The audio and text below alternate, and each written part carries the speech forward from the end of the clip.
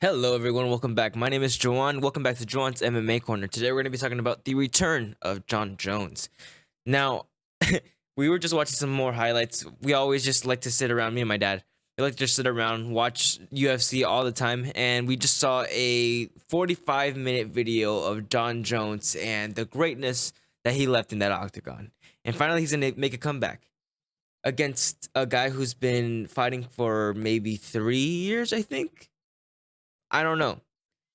Experience goes a long way when it comes down to MMA fighting. You have to have a lot of experience in order to be in that category of like top tier elite ranked athletes in the UFC. Here we have Jon Jones coming in as a heavyweight now. He's in a brand new division.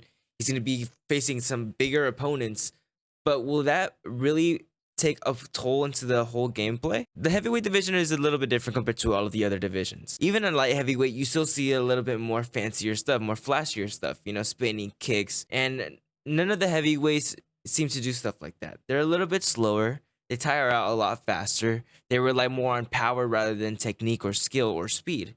They just want to hit hard, so that way they can knock your ass out because they have so much power in those hands. So now that Jon Jones is going up to heavyweight, he's going to be going against those bigger guys. He's going to have to watch out for those blows, of course, but Ciryl Gane is not like that. Ciryl Gane is one of those guys who moves like a light heavyweight, but he walks around at heavyweight weight. He's the only guy that actually does more technical, more flashier moves compared to all of the other heavyweights. So they're starting to think, oh, Ciryl Gane is one of the most skilled heavyweights in the current era, blah, blah, blah, blah, blah. Trying to overhype it is what I would say. Ciryl Gane is very good. We've seen him in the past do great against other fighters. But then again, those fighters aren't really the most technical fighters, He almost lost the tie to Ivasa. He got knocked out during the fight, but managed to recover. Just because he won the fight doesn't mean exactly that he's one of the best. No offense to Tai Tuivasa, who's a great fighter.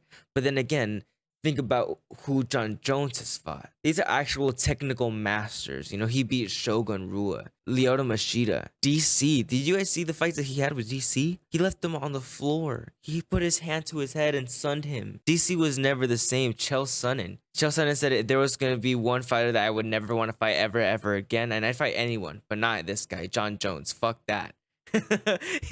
When Jon Jones makes you start feeling like that, you're a fighter and you feel like you never want to ever step in the ring against a guy like that. That it took a huge toll. They're never the same. Jon Jones is that guy. So yes, he's gonna have to be more aware of that knockout power, but at the same time, he's not gonna let them get close. Is what I'm thinking. His skill and all the techniques that he has in his arsenal is gonna be enough to back him up. This is just my personal opinion, so I'm saying it now. Jon Jones is gonna be taking that fight this Saturday at UFC 285 against Ciryl Gane. I want to have more faith in Ciryl Gane, but I don't see it. The performance says it in itself. Of course, this guy has power. This guy does some things that other heavyweights don't do, but he hasn't gone up against somebody like Jon Jones. Jon Jones is just built different. And now we have him coming in 3 years later at a heavier weight. He used to fight at 205, again, light heavyweight. Now he's fighting up at heavyweight. He's gained so many pounds over this past 3 years, and he just becomes so much heavier, so much stronger. So now we have him at a higher weight class, and now with the skills that he's been practicing for so long, he's the youngest UFC champion ever. He's one of I would say the GOAT. He's the GOAT. Let's be honest to ourselves. I think Jon Jones is gonna have enough to beat Ciryl Gane this Saturday. I mean, I don't know. Just look at the weight. Just look at the division in itself. We have Tai Tuivasa, who's a banger fighter. This guy fucking will rock you when you least expect it. Boom. We saw it with Ciryl Gane. Ciryl Gane fell victim to that, but managed to recover and win the fight overall. Again, and that's just because of his technique. He was able to last a little bit longer. Both fighters were tired. And that's one thing that we'll have to take into consideration when we're talking about Jon Jones coming in as heavyweight. How's his cardio doing? I mean, he's gained a lot of more weight. So what does that mean? Will he tire out much faster?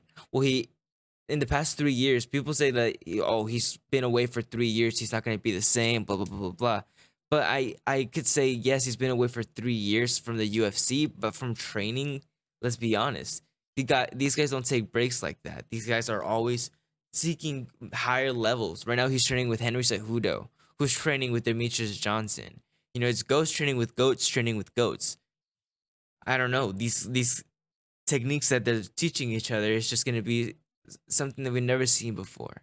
We've been seeing some clips of Jon Jones recently training and sparring, and he looks incredible. Now he's coming in stronger than before. Holy shit, I'd be scared. It's like when he was already a Super Saiyan, he just hit Super Saiyan 2. This is what we're talking about. It's scary. And his mindset that he's been talking about, he's saying that he wants to prove that he's the best. I'm more focused on being the GOAT, not just the pound for pound fighter. You know, he wants to be the greatest of all time. And that's a question that that I've been asking myself too. I really don't know what to think, but it's a question that I've been thinking about, and it's, what does this mean for Jon Jones? So Jon Jones comes back as heavyweight. He beats Ciryl Gane. He has the belt, but what does it mean for him? Does it solidify him as the GOAT? Does it mean anything? Was it just another fight? Who is he fighting afterwards? And we have the answers to that, I think. And that's Sergey Pavlovich. The first time I saw Sergey Pavlovich was against Derek Lewis. He knocked him out in a couple of seconds. It was beautiful. He's so aggressive. He's so strong. He's so powerful. Boom. It's just a big, huge dude coming in with full force. It doesn't really give you that time to think. But that's one thing that Jon Jones really does beautifully against. He makes you play his game. It's like a chess match. It's either gonna be, I fall into your trap, or you're gonna fall into mine, and I'm not gonna let myself fall into yours. So you're definitely going to play mine, and that's what he does with all of his opponents. DC thought he cracked him, but he's like, nah, you think you're doing good, but I got you. He decided to play him at his game, and DC fell victim to it. But Sergey Pavlovich is the fighter that's on standby. So if something happens, knock on wood that nothing happens, that everything goes great. If something were to happen, if Jon Jones or Ciryl Gane could not make the fight for some reason, if one of them woke up sick, if one of them got injured, blah, blah, blah, blah, blah, knock on wood one more time. There's one fighter that's going to be fighting as the backup, and that's Sergey Pavlovich. I'm expecting a lot from Sergey. I think Sergey Pavlovich is probably a harder fight for Jon Jones more than Ciryl Gane. And we haven't seen that much from Sergey Pavlovich.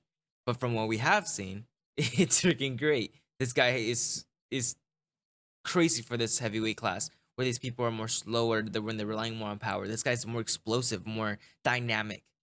And that really shows in the octagon in his past fights. And I feel like against a guy like Jon Jones, who's more slower, he's more technical, more precise, more accurate with his techniques and his shots, is going to play an interesting game for sure. It's one guy that's just attacking, and one guy who plays it one move by one move.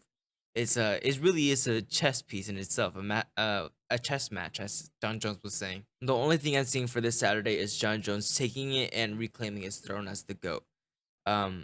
Ciryl Gane seems pretty confident that he'll beat him. I don't doubt in his mind that he doubts himself. I think that he thinks he's more than capable of beating Jon Jones, but I don't know. I just don't believe it. It's no offense to Ciryl Gane at all, who is one of the most skilled fighters in the heavyweight division, but compared to Jon Jones, I don't know. I'm just ready to see Jon Jones back in action, to be honest with you.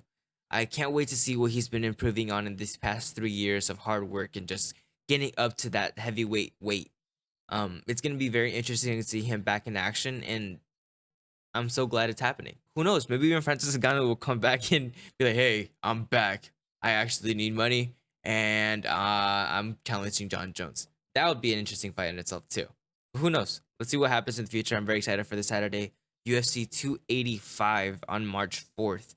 Make sure to tune in. We're gonna have a watch party over on. I think I'm gonna try to figure out how to do a watch party here, because I feel like that would be pretty cool.